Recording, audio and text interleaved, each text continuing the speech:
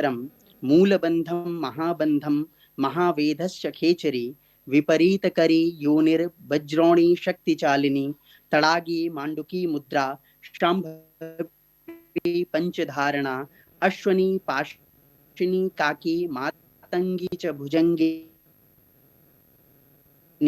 पंचविंशति मुद्राश्च सिद्धिदा इह योगिनां तत्र तु श्लोकभेदमपि प्राप्यते। पंचविंशति मुद्राणि सिद्धिदानि योगे इति अपि अत्रैव मुद्राणि इति पाठभेदोऽपि परिदृश्यते। अस्तु, सर्वप्रथमं अत्र मुद्रा इति किम् इति मनसि सर्वप्रथमं विचारणीयं। मुद्रा मुदं रदाति ददाति इति मुद्रा। या क्रिया आनन्दं प्रददाति। आनन्दं किम्? आनन्देन अत्र कस्य ग्रहणं भवति? यत्र मनः पूर्णरूपेण स्थीयते। मनः यदा स्थीयते तदेव आनन्दस्य प्राप्तिः। अत्र या क्रियाः अत्र वर्णिताः सन्ति ता सर्वे आनन्दस्य हेतुभूताः। अत्र प्रारंभे यथा महामुद्रा नभोमुद्रा इत्यादयः सन्ति, परञ्च मुद्राणां यत्तु प्रारम्भिकस्वरूपं वर्तते तत्र मुख्यरूपेण बन्धत्रयाणाम् अवबोधः अपेक्षितः वर्तते। यतोहि बन्धत्रयाणां संयोजनेन एव मुख्यरूपेण आसनम् अपि मुद्रास्वरूपे परिवर्तते। यथा उड्यानबन्धं जलन्धरबन्धं मूलबन्धम् इति बन्धत्रयं वर्तते। सर्वप्रथमं तेषां बन्धानाम् एव विवेचनं करिष्यामि, अनन्तरं अन्यासां मुद्राणां विवेचनं करिष्यामि। अस्तु, अत्र श्लोकसङ्ख्या, यतोहि अत्र PDF वर्तते, श्लोकसङ्ख्या 10, कृपया PDF मध्ये श्लोकसङ्ख्या 10 इति प्रदर्शनीयम्। प्राप्तं न वा? प्राप्तमस्ति। श्लोकसङ्ख्या 10। आम्,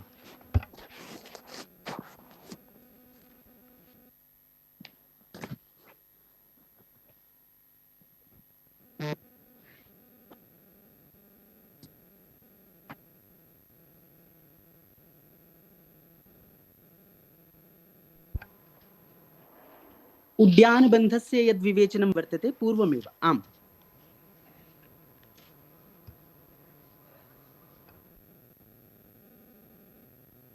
अस्तु, दीयताम्। आम्, अत्र कण्ठसं न तत्र तु नास्ति, PDF मध्ये एव दोषः। अस्तु, उड्यानबन्धस्य यत्र विवेचनं वर्तते कृपया तस्य एव प्रदर्शनं करणीयम्। अत्र तु जलन्धरबन्धम्, एतत् पूर्वं वर्तते। उड्यानबन्धम् एतत् पूर्वमेव।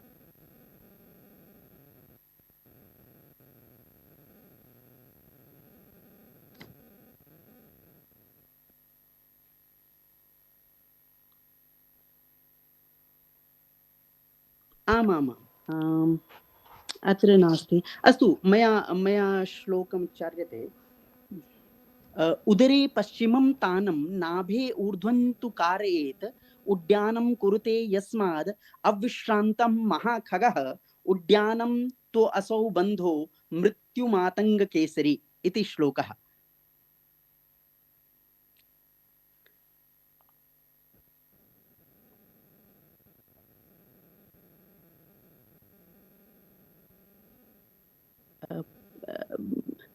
अत्र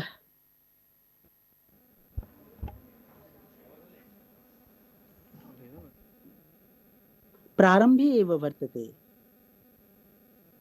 आमाम्, आमाम्, समीचीनम्। अत्रैव आम्, उदरे पश्चिमं तानं नाभे ऊर्ध्वं तु कारयेत् उड्यानं कुरुते यस्माद् अविश्रान्तं महाखगः उड्यानं तु असौ बन्धो मृत्युमातङ्गकेसरी इति श्लोकः।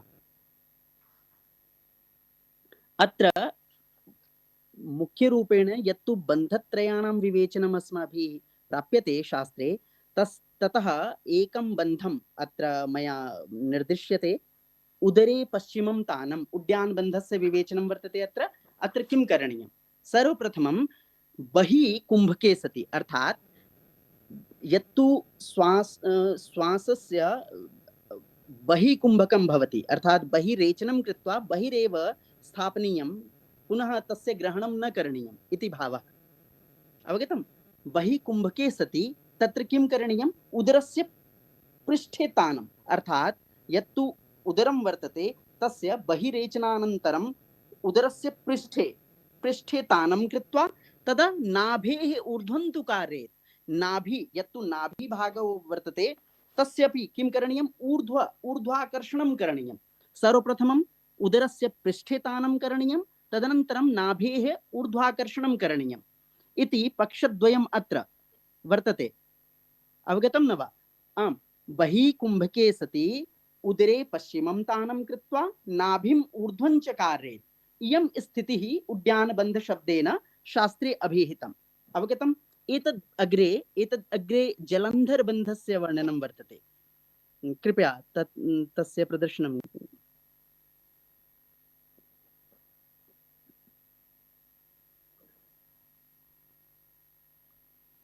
आम् प्राप्यते, ऊर्ध्वमेव आसीत्। कण्ठसङ्कोचनं कृत्वा इति भावः तत्र श्लोकस्य प्रारम्भः वर्तते।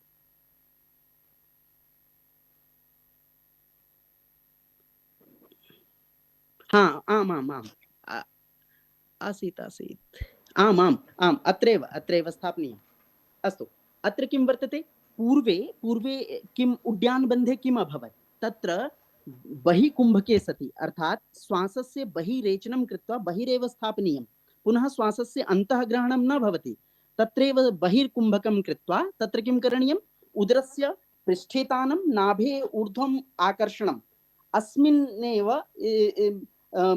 प्रक्रियापक्षे स्थिरत्वं यद् भवति तत् किम्? उड्यानबन्धम्। एतद् भिन्नम् अत्र जालन्धरबन्धस्य वर्णनं करोमि। अत्र किं वर्तते? कण्ठसङ्कोचनं कृत्वा चिबुकं हृदयन्यसेत्। जालन्धरे कृते बन्धे षोडशाधारबन्धनं। जालन्धर महामुद्रा मृत्युक्षयकारिणी। अत्र प्रक्रिया कथं वर्तते इति मदीयः यः उद्देश्य पक्ष वर्तते तत् किं वर्तते? प्रक्रिया कथं करणीयं? कण्ठसङ्कोचनं कृत्वा यत्तु कण्ठभागः वर्तते तस्य सङ्कोचनं केन माध्यमेन? चिबुकेन, अर्थात् अयं स्थितिः। चिबुकस्य कण्ठे निक्षेपणं करणीयम् अत्र यथा। एतद् भिन्नम् अग्रे किं वर्तते? मूलबन्धम्। अग्रिम श्लोके मूलबन्धस्य विवेचनं वर्तते। कृपया तत्रापि प्रदर्शनीयम्।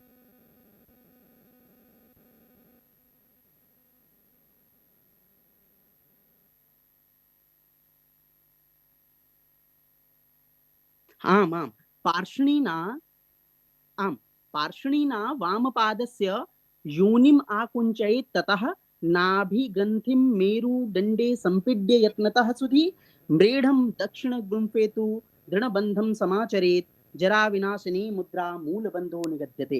अत्र भावः इति मुख्यत्वम् अनुभूयते, यत्र वामपादस्य पार्ष्णिना अवगतं न वा? पार्ष्णि इति एडि, हिंदी भाषायाम् एडि। वामपादस्य पार्ष्णिना किं करणीयं?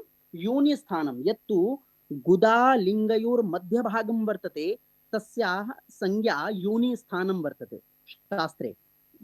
गुदालिङ्गयोर्मध्ये यद् स्थानं वर्तते तस्य सम्पीडनं करणीयम् अत्र। अत्र वामपादस्य पार्ष्णिना योनिस्थानस्य यत्तु संयोजनक्षेत्रं वर्तते तत्र पार्ष्णिना आकुञ्चनं करणीयं, सम्पीडनं करणीयं। तदनन्तरं किं? नाभिग्रन्थि, यत्तु नाभिग्रन्थि वर्तते तस्य मेरुदण्डे समीपे, अर्थात् उड्यानबन्धं करणीयं। प्रारम्भे किं? वामपादस्य पार्ष्णिना लिङ्गगुदयोर्मध्ये यद् स्थानं वर्तते तस्य आकुञ्चनं, पीडनं तदनन्तरं नाभिग्रन्थे यत्तु नाभिस्थानं वर्तते तस्य पृष्ठाकर्षणं करणीयम्, अर्थात् उड्यानबन्धं यत्तु मया पूर्वे व्यक्तमेव। तदनन्तरं दक्षिणपादं व्रेढे समारोपणीयम् इति मूलबन्धस्थितिः। यथा यथा दृश्य अयम् अयं स्थितिः। इत्थम् उदरस्य पृष्ठाकर्षणं, श्वास यत्तु श्वसनं वर्तते तस्य बहिर्रेचनं कृत्वा इति। अनेन किं भवति? अनेन बन्धत्रयस्य संयोजनं भवति। बन्धत्रयसंयोजनाद् एव अन्यासां मुद्राणां विवेचनं प्रारभ्यते। एतत् पूर्वं तु कस्यामपि मुद्रायां प्रवेशः एव न सम्भाव्यते। अत्र एतद् अग्रे अग्रे अवगतं न वा? पक्षत्रयं बन्धत्रयम् अवगतं न वा? अवगतम्? अवगतम्, अग्रे गच्छन्तु। धन्यवादः। सम्प्रति महामुद्रा विषये विचारः यद्वर्तते शास्त्रे तस्य विवेचनं करोमि। पायुमूलं वामगुम्फे सम्पीड्य, प्रारम्भे एव वर्तते, प्रारम्भे एव सर्वप्रथमं यत्तु महामुद्रा इति, महामुद्रा कथनं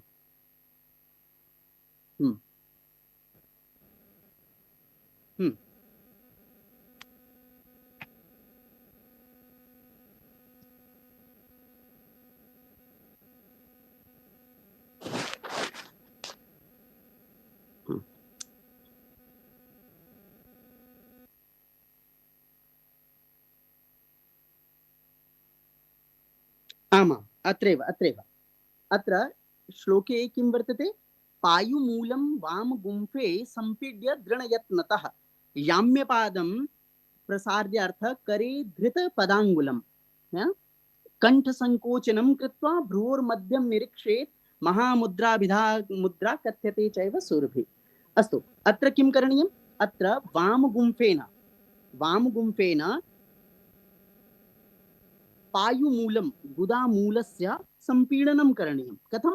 दृढयत्नतः, pressing carefully the ends by the left heel. Okay.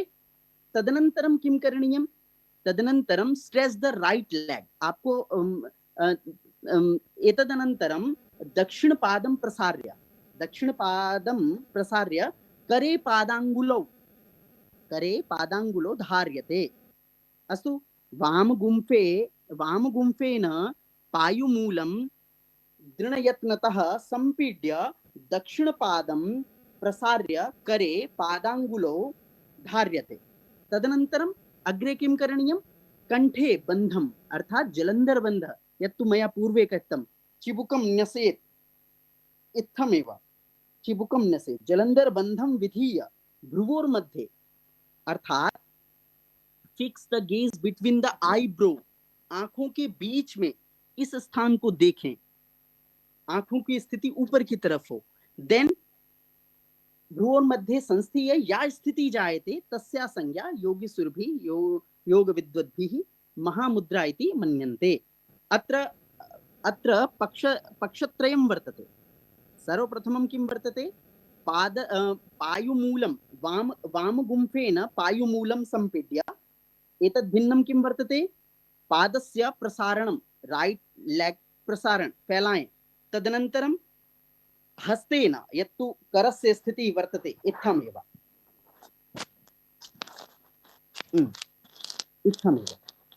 अनेन मूलं सम्पीड्य, तदनन्तरम् अनेन किं करणीयं?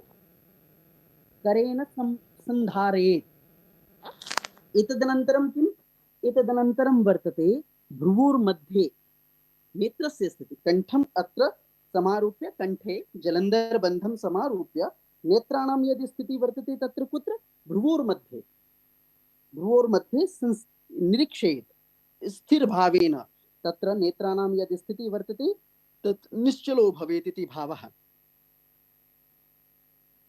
इयं स्थितिः महामुद्रा इति भवति। अनेन किं भवति? एतस्याः दीर्घकालिक अभ्यासेन किं भवति? क्षयकाशं, गुदावर्तं, प्लीहा, जीर्णं, ज्वरं तथा नासयेत् सर्वरोगाश्च महामुद्रा च साधनात्। किं किं किं भवति अनेन? कास रोग रिलेटेड टू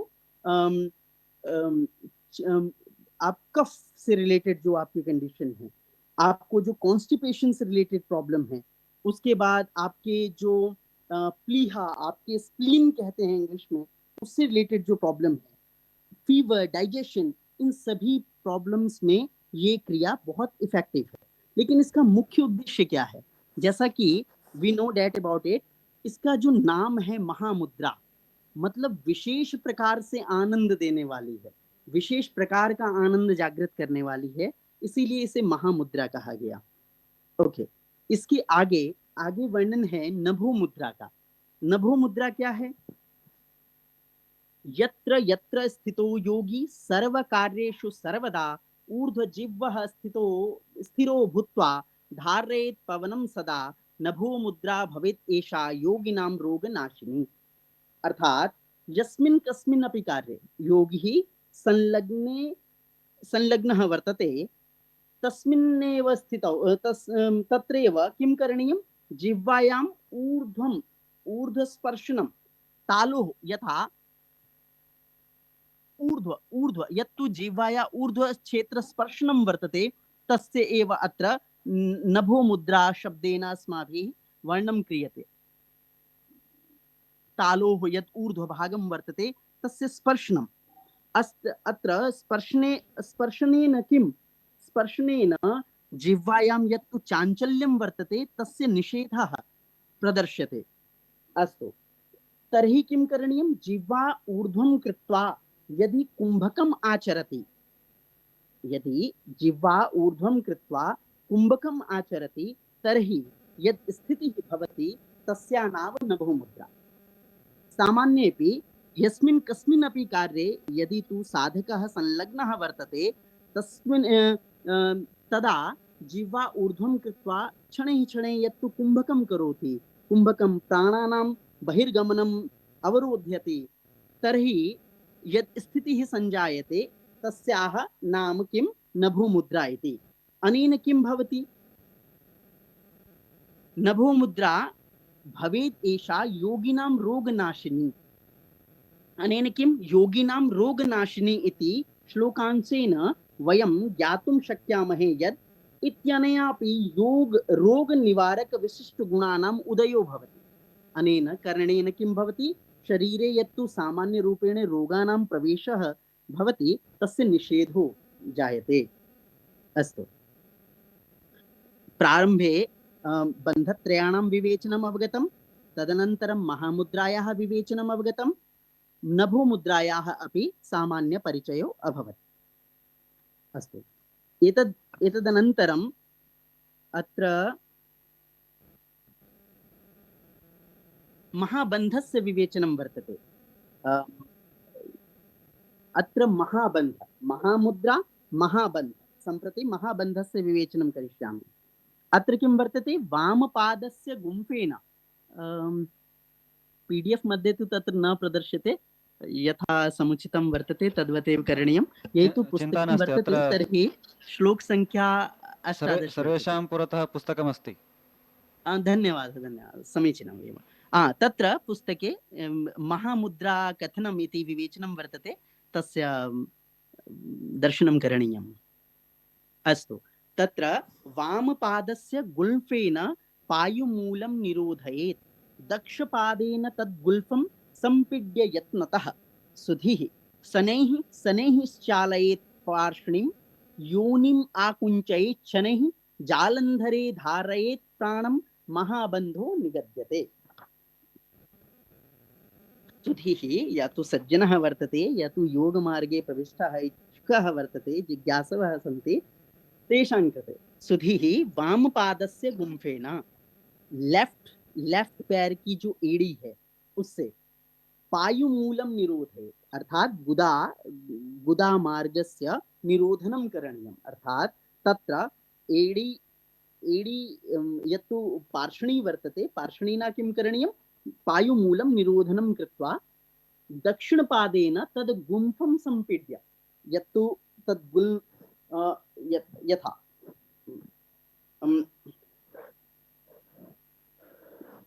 यथा सर्वप्रथमम् इत्थं करणीयं। यथा अभवत्, तदनन्तरम् एडि अनेन अनेन अनेन, यथा दक्षिणपादेन तद्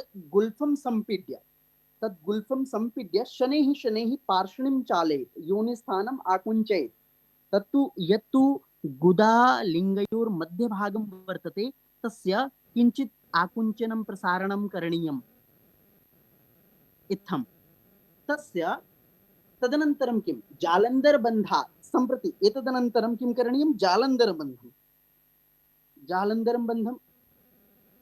इति महाबन्धो गेयः इति भावः। अत्र अत्र विचारणीयं पक्षः यत् वर्तते तस्मिन् विषये पुनः एकवारं कथिष्यामि। यथा सुधीः वामपादस्य गुम्फेन पायुमूलं निरोध्य दक्षिणपादेन तद् गुम्फं सम्पीड्य च शनैः शनैः पार्ष्णीं चालयेत्, योनिस्थानम् आकुञ्चयेत्। अवगतम्? तदनन्तरं जलन्धरबन्धं कृत्वा प्राणं निरोधे। अत्र अत्र प्रयोगपक्षं वर्तते। यदि तु प्रयोगस्य बुद्धौ स्थानं वर्तते तर्हि एव ग्रहणं भविष्यति, अन्यथा तु काठिन्यम् एव अस्ति। परञ्च प्रयासः करोमि। अस्तु, सर्वप्रथमं किं करणीयं, सर्वप्रथमं वामपादस्य गुल्फं पायुमूलं निरोधं कृत्वा तदनन्तरं किं करणीयं, यत् दक्षिणपादं वर्तते अनेन तद् गुल्फं सम्पीड्य लिङ्गयोः यत् ऊर्ध्वस्थानं वर्तते तस्य सम्पीडनं करणीयम् इति भावः। तदनन्तरं किं करणीयं, शनैः शनैः योनिस्थानम् आकुञ्चयेत्, लिङ्गगुदायोर्मध्ये यत् स्थानं वर्तते तस्य आकुञ्चनं करणीयम्। अवगतम्? अस्मिन्नेव स्थितौ किम् अत्र एकः भिन्नः पक्षः अपि द्रष्टव्यः, यत् जलन्धरबन्धात् प्राणं धारयेत्, पूरकं कृत्वा, अन्तः पूरकं कृत्वा, अधःतः मूलबन्धम् आकृष्य, मध्ये उद्यानम् आकृष्य, ऊर्ध्वतः जलन्धरं कृत्वा, अनेन यथा कालं यथा भवितुं शक्यते, जितना समय आप वहां रुक सकते हैं रुकें, उसके बाद फिर धीरे धीरे छोड़ना चाहिए। अस्तु, एतद् अनेन किं, महाबन्धः परो बन्धो जरामरणनाशनं प्रसादात् अस्य बन्धस्य साधैः सर्ववाञ्छितम्, जरामरणनाशकोऽयम् अभ्यासः।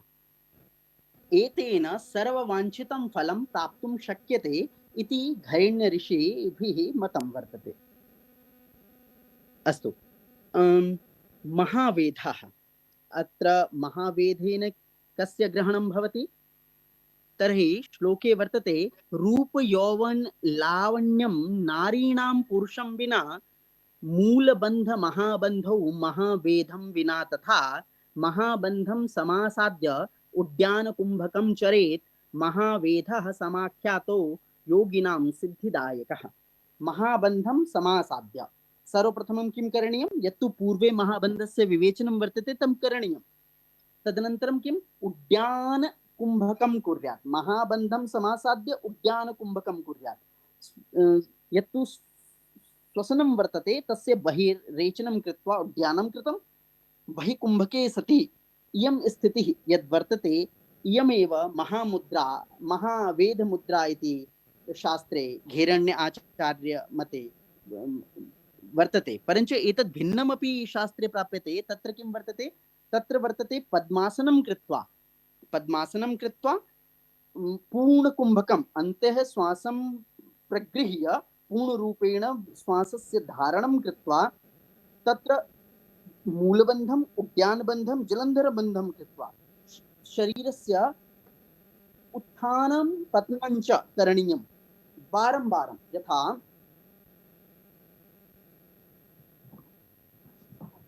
एकमेव स्थाने वारं वारम् ऊर्ध्वम् अधः पतनं करणीयम्।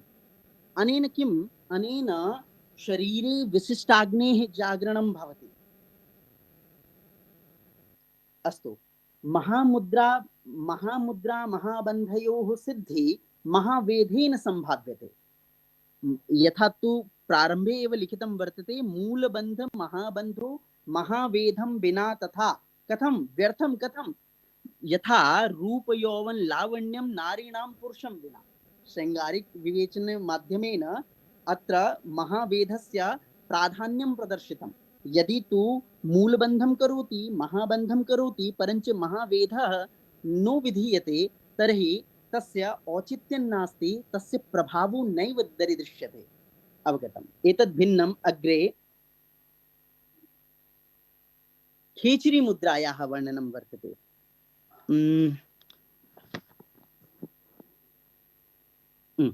अस्तु। रसनां तालु मध्ये तु शनैः शनैः प्रवेशयेत्। यथा अत्र द्रष्टव्यं वर्तते जीवा यत् जीवा वर्तते तस्य मुख मुख नासिका अन्तः एक एव वर्तते। मुख नासिका संयोग क्षेत्रं मुख मुख नासिका संयोग क्षेत्रं यत्तु अन्तः वर्तते तस्मिन् स्थले जिह्वायाः प्रवेशनं भवति। अवगतं न वा? मुख क्षेत्रं वर्तते, नासिका क्षेत्रं वर्तते, पृष्ठे यद् स्थानं वर्तते तस्मिन् स्थले जिह्वायाः प्रवेशनं भवति। तस्यैव अत्र विवेचनं परिदृश्यते। यथा रसनां तालु मध्ये तु शनैः शनैः प्रवेशयेत्।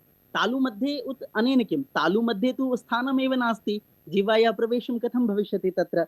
न, तालु मध्ये अनेन किं? मुख नासिका संयोग क्षेत्रे यथा तु नीति क्रियायां सूत्रं नासिकां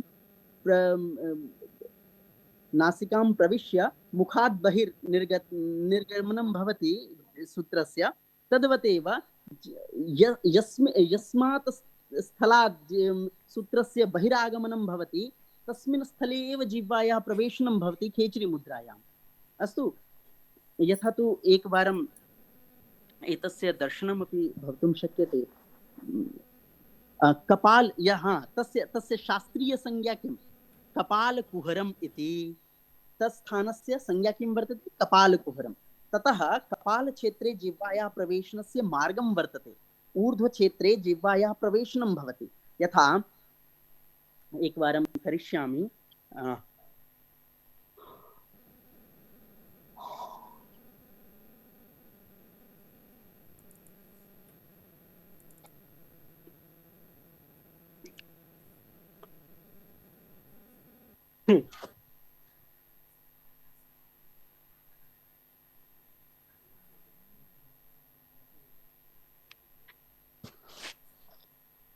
अवगतं न वा? तत्र तु जिह्वायाः मुख नासिका संयोग क्षेत्रे प्रवेशो जायते। दृष्टं न वा? जिह्वा वर्तते,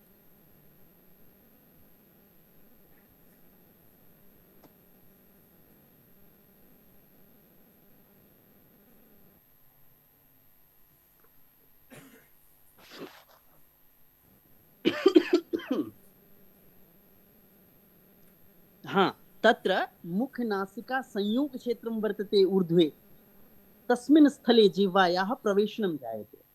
अत्र रसनां तालु मध्ये तु शनैः शनैः प्रवेशयेत्। कपालकुहरे जिह्वां प्रविष्टा विपरीतगा, भ्रुवोर्मध्ये गता दृष्टि मुद्रा भवति खेचरी। इयं स्थितिः वर्तते खेचरी मुद्रायाः। अस्तु। अत्र कपालकुहरे जिह्वायाः प्रवेशनं भवति। तदनन्तरं किम्? अच्छा, कपालकुहरे यत् जिह्वायाः प्रवेशनं भवति तत्र जिह्वायां किं वैशिष्ट्यं वर्तते? विपरीतगा, जिह्वा पृष्ठे गत्वा मुखनासिका संयोग क्षेत्रे प्रविशति। तदनन्तरं भ्रुवोर्मध्ये गता दृष्टि। यथा अत्र भ्रुवोर्मध्ये गता दृष्टि अनेन कस्य ग्रहणं भवति? शाम्भवी मुद्रायाः ग्रहणं भवति। अनेन किं? दृष्टि तु बहिः वर्तते पर लक्ष्यम् अन्तः वर्तते इति शाम्भवी मुद्रा। अग्रे भविष्यति विवेचनम्। अत्र सामान्य विवेचन पुरस्सरमेव अग्रे गच्छामि। खेचरी मुद्रायाः फलं किं वर्तते? अत्यन्त दिव्यपक्षं वर्तते एतस्य। न च मूर्छा क्षुधा तृषा नैवालस्यं प्रजायते, न च रोगो जरा मृत्युः देवदेह स जायते। अनेन किं मूर्छा क्षुधा तृष्णा नैव आलस्यं प्रजायते।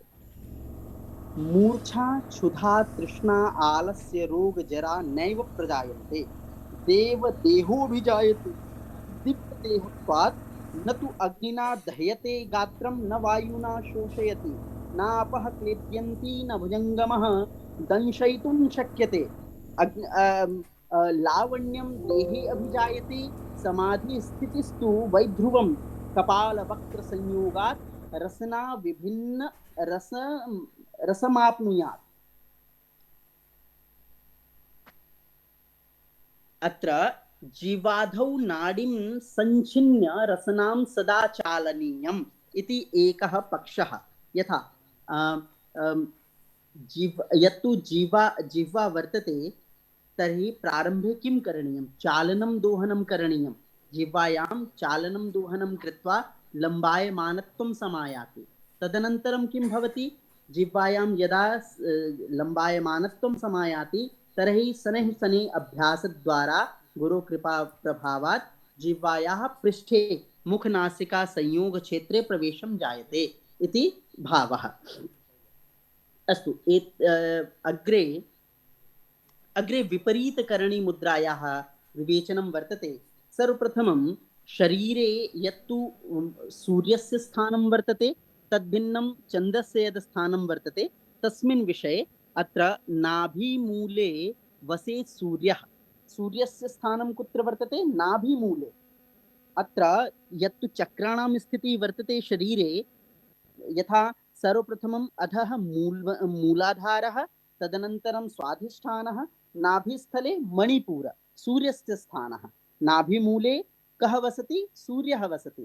तालुमूले च चन्द्रमा, अर्थात् सहस्रारे। सहस्रारे कस्य वासः वर्तते, सहस्रारे चन्द्रमा अमृत क्षेत्रस्य वासः। अधः अधः सूर्यः वर्तते, ऊर्ध्वं चन्द्रमा वर्तते। अस्तु, नाभिमूले वसेत् सूर्यः, तालुमूले च चन्द्रमा, अमृतं ग्रसते सूर्यः, ततो मृत्युवशो नरः। अमृतं ग्रसते सूर्यः, यत्तु अमृतः यथा सामान्यरूपेण किं वर्तते, अत्र चन्द्रमा अमृत तत्त्वस्य स्थानम् ऊर्ध्वं वर्तते, सूर्यस्य स्थानम् अधः वर्तते। अनेन किं भवति, ऊर्ध्वक्षेत्रात् यत्तु अमृत श्रावः भवति, ऊर्ध्वतः अधः श्रावः भवति, तस्य सर्व अमृत तत्त्वस्य पूर्णरूपेण कः ग्रसनं करोति, नाभिमण्डल स्थित सूर्यः पूर्णरूपेण अमृत तत्त्वस्य ग्रहणं करोति। अनेन किं भवति, अनेनैव शरीरे वार्धक्यं संजायते, अनेनैव शरीरः मृत्युवशी भवति। अवगतं न वा? अयं पक्षः वर्तते योगशास्त्रे, तन्त्रपक्षेपि इत्थमेव वर्तते। अस्तु, एतद् अत्र करणीयं किं, विपरीतकरणी करणीयं कथं, यत्तु चन्द्रमायाः स्थानम् ऊर्ध्वं वर्तते तद् अधः करणीयं, यत्तु सूर्यस्य स्थानम् अधः वर्तते तद् ऊर्ध्वं करणीयम् इत्येव अत्र करणीयं। यथा श्लोके वर्तते, ऊर्ध्वं च योजयेत् सूर्यः चन्द्रं च अधः आनयेत्। अवगतं न वा? यत्तु स्थानं वर्तते चंद्रस्य तद अधः आनयेत्, उसको नीचे लाओ, और जो सूर्य है उसको ऊपर लाओ। इयं स्थिति एव विपरीतकरणी। अत्र कथं करणीयम्, अंतिम श्लोके वर्तते, भूमौ शिरसश्च संस्थाप्य करयुग्मं समाहितः ऊर्ध्वपादः स्थिरो भूत्वा विपरीतकरीमता। अत्र किं करणीयम्, अत्र यथा इयं स्थिति अधः शिरं कृत्वा तदनन्तरं अधः शिरं कृत्वा तदनन्तरं किम्, उदरस्य यद् स्थानं यत्तु सूर्यस्य निवासः वर्तते तद् ऊर्ध्वं करणीयम्। अनेन किं भविष्यति, यत्तु अमृत तत्त्वं वर्तते तत् शिरः एव स्थिरो भविष्यति। तदा तस्य अमृतस्य ग्रहणं कथं भविष्यति, तदर्थम् अत्रैव संकेतरूपेण कथं, खेचरी मुद्रा, परंपरायाम् एतस्य वर्णनं प्राप्यते। खेचरी मुद्रा द्वारा सहस्रार मंडलस्थ यत्तु अमृत तत्त्वं वर्तते तस्य ग्रहणं भवति, तद् भिन्नम् अन्य मार्गं नास्ति अत्र। अस्तु, मुद्रांच साधयेत् नित्यं जरां मृत्युं च नाशयेत् सः सिद्धः सर्वलोकेषु प्रलयेऽपि न सीदति। इत्थम् एतस्य फलश्रुतिः वर्तते। तद्भिन्नं योनिमुद्रा, योनिमुद्रायाः विवेचनम् अत्र वर्तते। अत्र सर्वप्रथमं किं करणीयं? सिद्धासनं, सिद्धासनं समासाद्य कर्णचक्षुर्नसो मुखम् अंगुष्ठतर्जनी मध्यमानाम् आदिभिश्च साधयेत्। यथा सिद्धासनं कृत्वा सिद्धासने स्थितो भूत्वा अग्रे किं करणीयं? षण्मुखी मुद्रा, शास्त्रे एतस्य वर्णनं प्राप्यते। षण्मुखी मुद्रा, षण्मुखी मुद्रा कृत्वा अस्तु। एतदनन्तरं किं? काकी मुद्रया काकचञ्चुवद आस्येन वायोः ग्रहणम्। अत्र संकेतरूपेण एव आचार्यः निगदितः यत् काकोभिः प्राणं संकृष्य अपाने योजयेत् ततः। काकी मुद्रा, काकी मुद्रा किं भवति? तत्र काकवत् ओष्ठं कृत्वा, यथा यथा तु काकस्य चञ्चुः भवति तद्वदेव काकचञ्चुवद आस्य मुखं कृत्वा वायोः, यत्तु बहिर्वायु वर्तते तस्य शनैः शनैः पानं करणीयम्। अवगतम्? सर्वप्रथमं सिद्धासनं करणीयं, तदनन्तरं षड्मुखी मुद्रा करणीयं, तदनन्तरं काकी मुद्रा करणीया। अत्र काकी मुद्रायां किं वर्तते? काक चञ्चुवद आस्यं कृत्वा वायोः शनैः शनैः ग्रहणं करणीयं। तदनन्तरं किं? हां, यत्तु वायोः ग्रहणं कृत्वा शरीरे हृदये अस्मिन् स्थले प्राणस्य निवासः, तद् नाभे समानस्य, तदनन्तरम् अधः केन्द्रे अपानस्य। ऊर्ध्वतः ऊर्ध्वतः प्राणम् आकृष्य अधम पर नीचे की ओर दबाएं, अधः अधः प्रेषणं करणीयं। तदनन्तरम् अधःतः प्राणस्य ऊर्ध्वाकर्षणं करणीयं मूलबन्धमाध्यमेन। मूलबन्धेन तत्र अधःतः ऊर्ध्वमाकर्षणीयं और कुंभक कुंभक के द्वारा ऊपर से नीचे की तरफ करना है। ये क्रिया करने से क्या होता है? अपान जो है वो भेदित हो जाता है।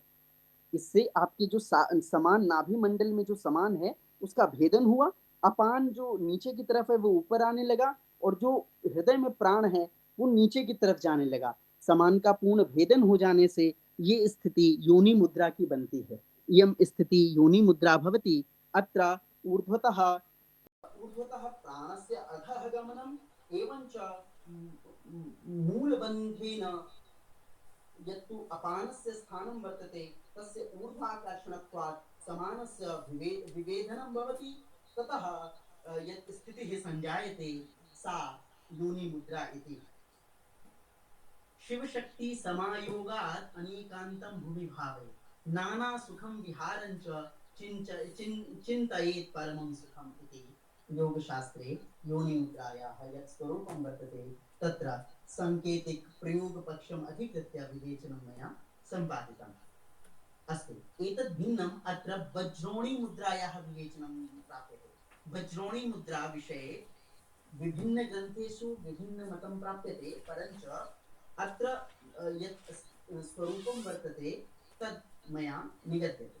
अत्र धरामवष्टभ्य करयोस्तलाभ्यां ऊर्ध्वं क्षिपेत् पादयुग्मं शिरः खे शक्ति प्रबोधाय चिरजीवनाय वज्रोणी मुद्रां मुनयो वदन्ति। वज्रोणी मुद्रां विषये यथा तो we know about the hand stand. हाथ के बाहर हम खड़े होते हैं, हैंड स्टैंड करते हैं, इसी कंडीशन को यहाँ पर कुछ कुछ वैसा है। यहाँ पर भी टारगेट वही है। यहाँ पर टारगेट क्या है? हमारा सिर नीचे हो जाए और हम जो सिर में अमृत कुंड है वो नीचे की तरफ रहे और जो अग्नि कुंड है वो ऊपर की तरफ रहे।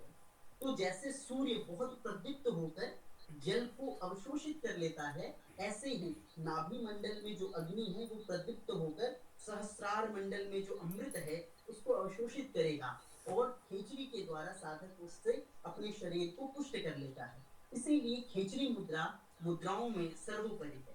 नास्ति खेचरी समा मुद्रा इति शास्त्रे प्राप्यते। वज्रोणी मुद्रा माध्यमेन अत्र हैंड स्टैंड इति भावः। अस्तु, place the two palms on the ground. Okay, धराम अत्र तु इत्थमेव, raise the leg in the air upward, और पैरों को ऊपर की तरफ उठाना। उसके बाद the head not touching the earth, और आपका सिर जमीन पर नहीं लगना चाहिए। This awaken the shakti, cause long life and call the vajroli by the sages. इस तरह इस स्थिति को वज्रौली मुद्रा के नाम से यहाँ पर बताया गया है। अस्तु, इसका जो मुख्य लाभ है वो क्या है? इसका मुख्य लाभ है इंद्रिय जयत्व, ब्रह्मचर्य की पुष्टता। इससे जो शरीरस्थ सार तत्व है उसका बहिर्गमन अवरुद्ध हो जाता है और इसके द्वारा योगी आनंद की तरफ बढ़ते हैं, ऐसा आचार्य का मत है। अस्तु, अब इसके बाद शक्ति चालिनी मुद्रा का वर्णन है। अब शक्ति चालिनी जो है वो अत्यंत गंभीर पक्ष है। यहाँ यथा श्लोकम अत्र वर्तते, नाभिं संवेष्ट्य वस्त्रेण न च नग्नो बहिस्थितिः गोपनीय गृहे स्थित्वा शक्तिचालनम् अभ्यसेत्। अत्र किं करणीयं? गोपनीय गृहे नग्नं भूत्वा, पूर्णम् अवधानं देयताम्। गोपनीय गृहे नग्नं भूत्वा नाभिं संवेष्ट्य, नाभि जो है, इस नाभि को कपड़े से लपेटा जाता है, व्हाइट कपड़े से इसको लपेटा जाता है। अस्तु, नाभिं संवेष्ट्य गात्रं संलिप्य भस्मना, गात्रं शरीरं भस्मना संलिप्य सिद्धासनं समाचरेत्। तदनन्तरं नासाभ्यां प्राणम् आकृष्य समानस्य विभेदन पूर्वकं त्रिबद्ध पूर्वकं प्राणानाम् अपानेन सह योजयेत्। अस्तु, जो यत्तु सामान्य रूपेण योगस्य प्रयोग पक्षः वर्तते, तत्र कार्यम् एकमेव भवति। तत् किं भवति? तत्र यत्तु हृदयस्थ प्राणं वर्तते तद् भिन्नं, नाभेः यत् समानस्य स्थानं वर्तते, तदनन्तरं यत् गुदाक्षेत्रे अपानस्य स्थानं वर्तते, अपानस्य ऊर्ध्वाकर्षणं भवति, प्राणस्य अधः अपेक्षणं भवति, समानस्य विभेदनं भवति इत्येव मुख्यरूपेण हठयोगस्य प्रयोगपक्षः। एतद् भिन्नं किमपि न भवति।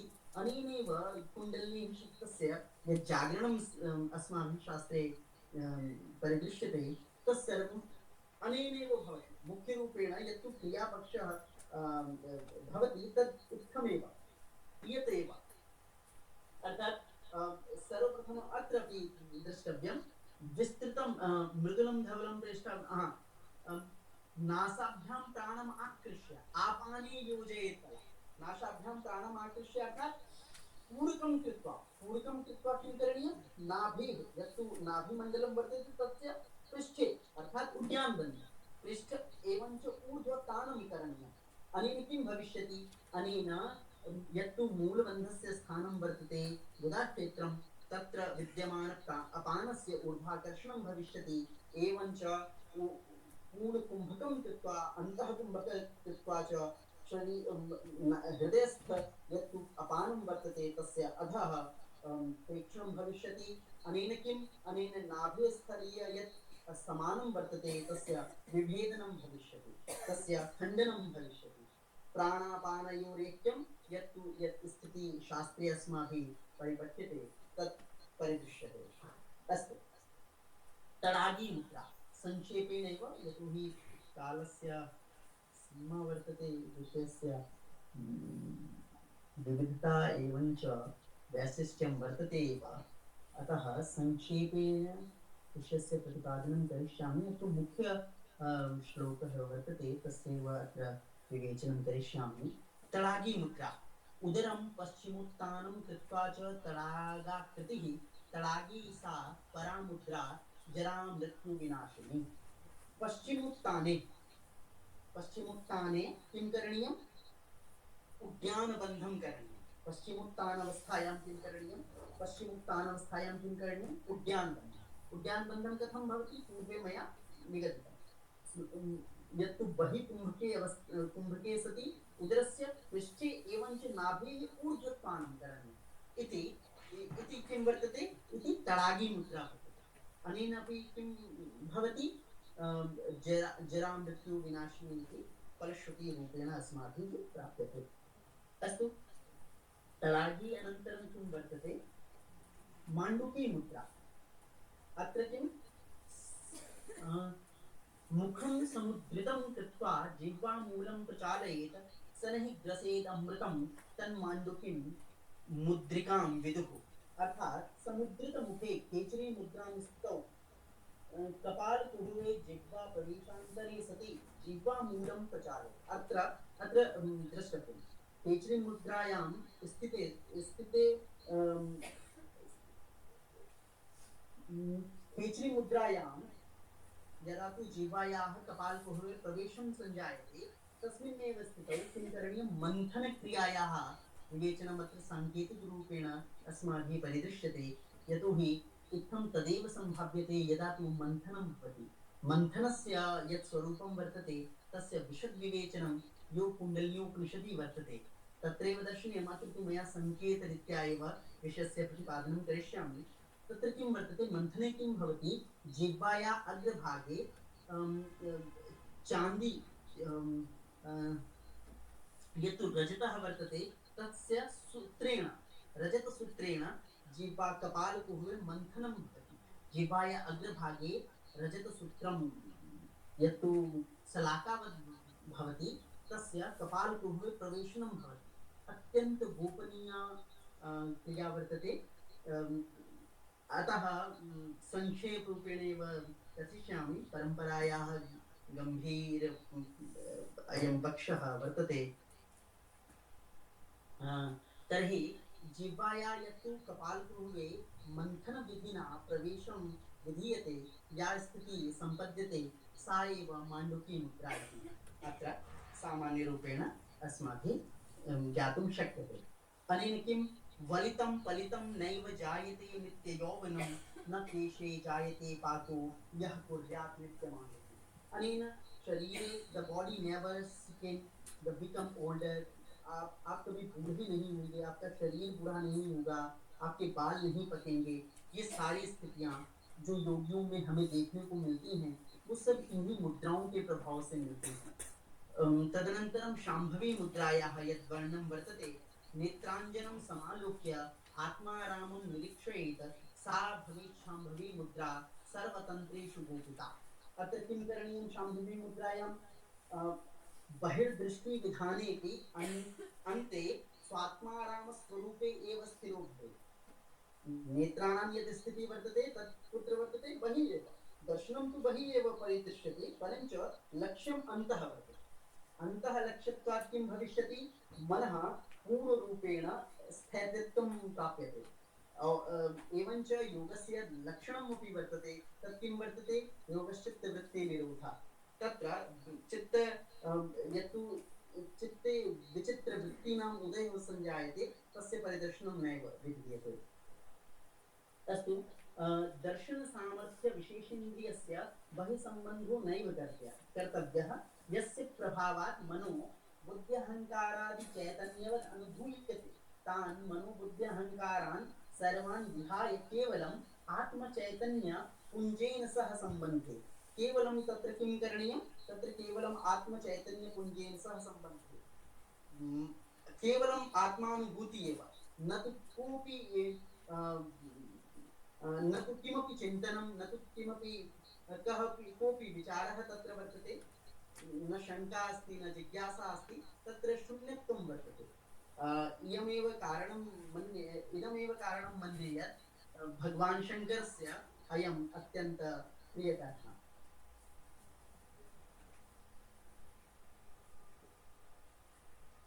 अस्तु एतत् अग्रे पञ्चधारणा मुद्रा। अत्र पञ्चधारणा मुद्रा रूपे पृथ्वी जल तेज वायु आकाश इत्यात्मकं पञ्चधारणायाः विवेचनं वर्तते। तत्र धारणा अनेन किम् अनेन योगशास्त्रे त्रयमेकत्र संयमः इति एकं सूत्रं वर्तते। यथा धारणा ध्यान समाधि। यदा तु साधकः कस्मिन्नपि पक्षे धारणा ध्यान समाधि एकस्मिन्नेव काले सन्धीयते तर्हि यत् स्थितिः सञ्जायते तस्यैव अत्र प्रयोगपक्षे पञ्चधारणारूपेण अस्माभिः परिचिन्तनं परिदृश्यते। अस्तु अत्र पार्थिवधारणामुद्रायां किं वर्तते पृथ्वीतत्त्वे विशेषरूपेण विशेषबीजमन्त्रेण सह विशेष यथा तु पीतवर्णयुक्तं लकारबीजमन्त्रयुक्तं कमलासने स्थितब्रह्मदेवतां हृदिं ध्येयम् इति भावं ध्यानप्रक्रियायां कति कियत् कालमत्र व्यतीतं भवति साधकस्य पञ्चघटिपर्यन्तं यदि तु सः स्वकीयान् प्राणान् विलीयते जो पृथ्वीतत्त्वे तर्हि सः साधकः मूलाधारौ स्थित यत् पृथ्वीतत्त्वं वर्तते तस्य जयं करोति इति भावः। तद्वदेव जलविषयेपि वर्तते, अग्निविषयेपि वर्तते, वायुविषयेपि वर्तते, आकाशविषयेपि वर्तते। अस्तु, पञ्चानां विषये यत्तु सामान्यपक्षं वर्तते तत् सङ्केतरूपेण अत्र मया एकदद्वयपङ्क्तिरूपेण एव विषयस्य प्रतिपादनं करिष्यामि। पृथ्वीतत्त्वे हरितालवर्णसदृशं लकारबीजमन्त्रयुक्तं कमलासने अवस्थितब्रह्मदेवतां हृदिं ध्येयं ध्यानप्रक्रियायां पञ्चघटिपर्यन्तं प्राणान् विलीय यो अवस्थीयते स योगी पृथ्वीतत्त्वं जयति। अस्तु, तद्वदेव आम्भसी धारणा जलतत्त्वस्य यत् धारणा वर्तते तस्य अपि अत्र जलतत्त्वे सङ्ख्येन्दुकुन्दपुष्पवर्णवत् धवलत्वम् अमृताभिधेयक वकारबीजमन्त्रविशिष्ट विष्णुदेवतां ध्यायेत् इति भावः। तत् अत्र यो योगी पञ्चघटिकापर्यन्तं प्राणान् विलीयते, पञ्चघटिकापर्यन्तं प्राणान् विलीयते अर्थात् तत्र तु नास्ति पूरकं नास्ति रेचकं, न तु पूरकं भवति न रेचनं भवति। तत्र यदि तु कोऽपि साधकः इत्थं कर्तुं शक्यते तर्हि सः जलतत्त्वं जयति। एतस्य जलतत्त्वस्य मूलचक्रं स्वाधिष्ठानं वर्तते। अस्तु, तद्वदेव अग्नि वायु आकाश विषयेपि अवधेयाम्। एतत् अग्रे अश्विनी मुद्रायां तु अत्यंत लाभकरी मुद्रा वर्तते, सर्वेषां कृते अत्यंत सुकरी एव करणीयं च। सामान्यरूपेण यथा अस्मिन्नेव कस्मिन्नपि स्थितौ कथं कर्तुं शक्यते, यदा गुदाद्वारस्य आकुञ्चनं प्रसारणात्मकं क्रिया आकुञ्चयेत् गुदद्वारं प्रकाशयेत् पुनः पुनः सा भवेत् अश्विनी मुद्रा शक्तिप्रबोधकारिणी। गुदाद्वारस्य आकुञ्चनं करणीयं, प्रसारणं करणीयम्, आकुञ्चनं करणीयं, प्रसारणं करणीयम्। इयं क्रिया अश्विनी मुद्रा इति। एतत् अग्रे किं वर्तते, पाशिनी मुद्रा। पाशिनी मुद्रायां किं, कण्ठपृष्ठे पार्श्ववत् पादौ निक्षेप इति पाशिनी मुद्रा।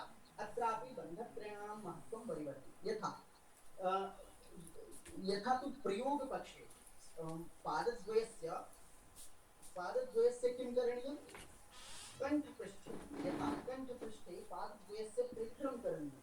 तदनन्तरम् इयं स्थितिः किं भवति, पाशिनी मुद्रायाः भवति।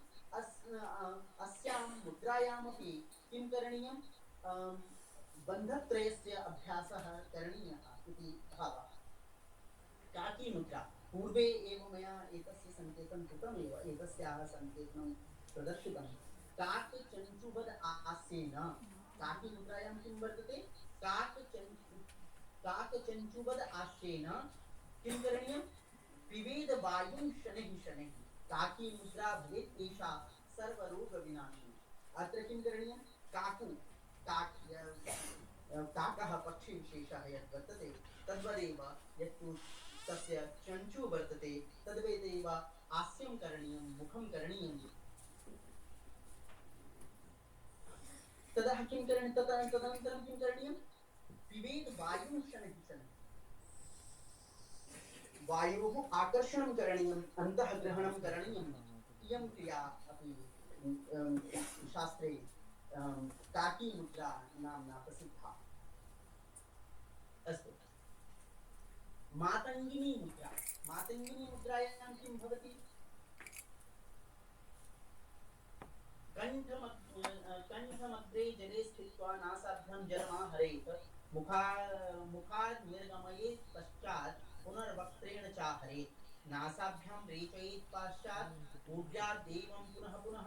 मातङ्गिनी परा मुद्रा जरा मृत्यु विनाशिनी। कण्ठमग्ने जले जाले स्थित्वा नासाभ्यां जलमाहृत्य मुखाद् निर्गमयति। अर्थात सर्वप्रथम किं करणीयम्?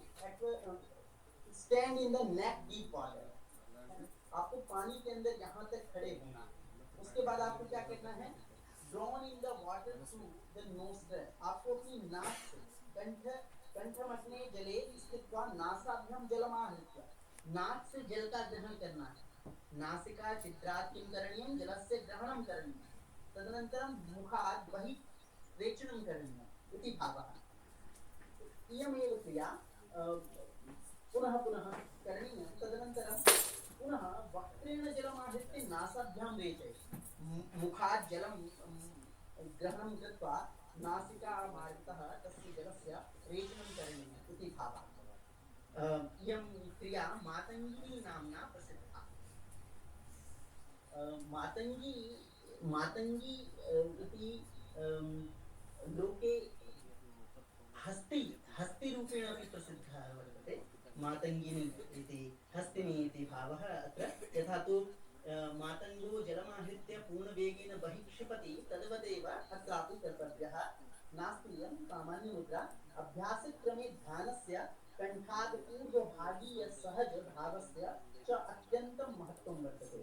दीर्घाभ्यासेन इयं मुद्रा सम्पद्यते। सामान्यरूपेण कोऽपि जनः उत प्रारम्भिकसाधकः इत्थं कर्तुं नैव शक्यते। अस्तु, भुजङ्गिनी मुद्रा इयं सर्वाति अन्ते अस्माभिः प्राप्यते। भुजङ्गिनी मुद्रा अत्र किं वर्तते? वक्त्रं किञ्चित् सुप्रसार्य चालीलं गलया विवेत्, सा भवेत् भुजगी मुद्रा जरा मृत्युविनाशिनी। अत्र वक्त्रं किञ्चित् सुप्रसार्य गलयाभ्यङ्गवत् वायुं पिबेत्। यथा मुखं किञ्चित् कण्ठस्य प्रसारणं भवति अत्र इति करणीयम्। अनेन किं भवति? अनेन उदरीय अजीर्णादिरोगाणां शमने इयं मुद्रा विशेष फलवती वर्तते। इत्थम् अस्माभिः शास्त्रे प्राप्यते। पूर्वोक्त सर्वासां मुद्राणां फलश्रुति लेखनक्रमे आचार्यैः कथितं यत् इमे मुद्रा सर्वरोगविनाशिनी, सर्वसिद्धिकरा, योगाग्निप्रतीपिका, दिव्यदेहाग्निकाश्यन्तीः। अन्तिमश्लोके आचार्यः किं कथयन्ति इत्यपि दर्शनीयं। बहुना किम् इह उक्तेन सारं वच्मि च चण्डते, नास्ति मुद्रा समं किञ्चित् सिद्धिदं क्षितिमण्डले। अस्मिन् O Chandra, he is saying to his disciple that what more shall I tell thee? In short, there is nothing in the world like the mudras for giving success.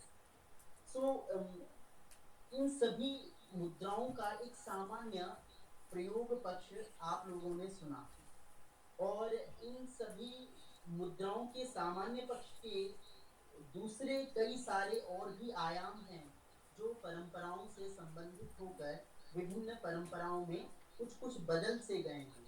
तो ये कोई दोष का पक्ष नहीं है, ये सब एक प्रकार से परंपराओं की विशेषता है, परंपराओं की, गुरु परंपराओं का प्रभाव है कि हमें सभी में कुछ कुछ अलग अलग पक्ष भी देखने को मिल जाते हैं।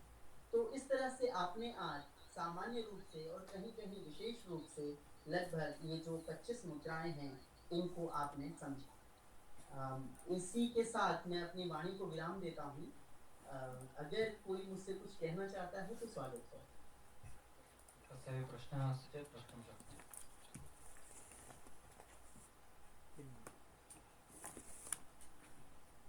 मैं आशा करता हूँ कि आप सबको विषय तो समझ आया होगा। कहीं कहीं भाषा के कारण थोड़ी सी समस्या हो सकती है, पर एक और समस्या ये भी है कि आपका इससे बैकग्राउंड नहीं है ना। अगर आपका योग का बैकग्राउंड होगा तो आप इसे जल्दी समझ पाएंगे, अदरवाइज थोड़ा कॉम्प्लिकेटेड है और ऑनलाइन थोड़ा डिस्टेंस रह जाता है बताने और समझने में, करने में। और मेरी पूर्व की कोई मतलब इस तरह की स्थिति नहीं थी कि मैं यहाँ आकर आपके समक्ष इस तरह से उपस्थित होऊंगा, तो इसलिए मेरे द्वारा भी कुछ पीपीटी या अन्य चीज़ों की तैयारी नहीं हो पाई थी। तो अगर किसी छात्र की कोई जिज्ञासा है, कोई योगी जिज्ञासु साधक कुछ जानना चाहते हैं इस विषय में, तो आप मुझसे कह सकते हैं, मैं उसका समाधान करने की इच्छा के साथ प्रस्तुत होऊंगा।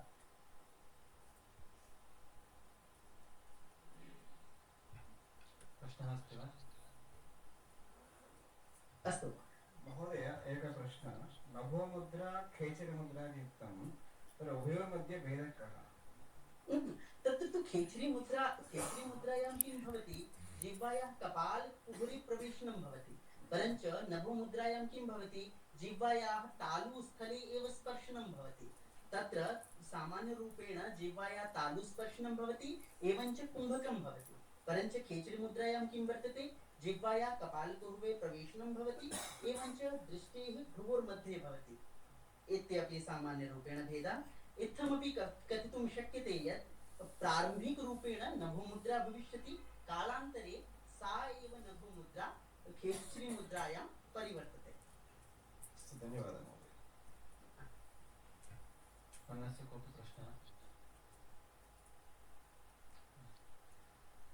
अस्तु, तर्हि मणिकान्तवर्याणां कृते अहं हार्दं धन्यवादं समर्पयामि। यद्यपि ते अत्यन्तं अन्यत्र अनिवार्ये कार्ये व्यस्ताः सन्ति, इदानीमपि ते वस्तुतः गृहे न सन्ति, विद्यालयेपि न सन्ति, ते वैद्यालये सन्ति यद्यपि, तथापि अस्माकम् उपरि महता स्नेहेन अत्र आगत्य यावत् शक्यं प्रायोगिकमपि अत्र प्रदर्शितवन्तः। एवमेव अत्यन्तं सुन्दररूपेण मुद्राणां परिचयमपि कारितवन्तः। अतः अहम् अनन्तान् धन्यवादान् एतेषां कृते समर्पयामि। पुनः भवताम् अत्र अपेक्षा स्यात्, अतः इदानीमेव अहं सूचयामि। अस्तु अस्तु, समीचीनमेव। सर्वेषां कृते धन्यवादः। अस्तु, नमो नमः।